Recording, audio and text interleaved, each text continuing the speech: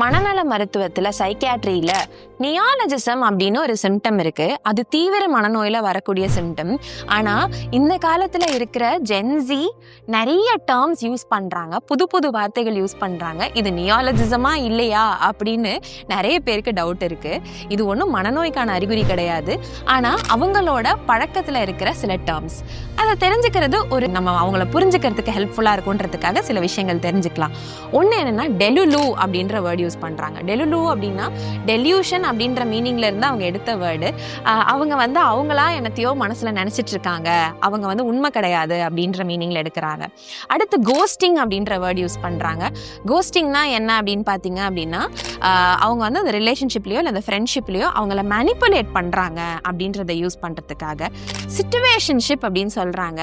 Love, friendship அப்படின்றது போக சிச்சுவேஷன்ஷிப்னா நம்ம ரெண்டு பேரும் ரயில் ஸ்நேகம்னு சொல்லுவோம்ல, அது மாதிரி தான். ரயில்வேல போயிட்டு இருக்கோம், ட்ராக்ல போயிட்டு இருக்கோம், அந்த பொசிஷன்ல அது வரைக்கும் நீங்க எனக்கு ஒரு உறுதுணையா இருங்க, ஒரு பார்ட்னரா இருங்க, அதுக்கப்புறம் நீங்க யாரோ நான் யாரோ அப்படின்னு போற மாதிரி.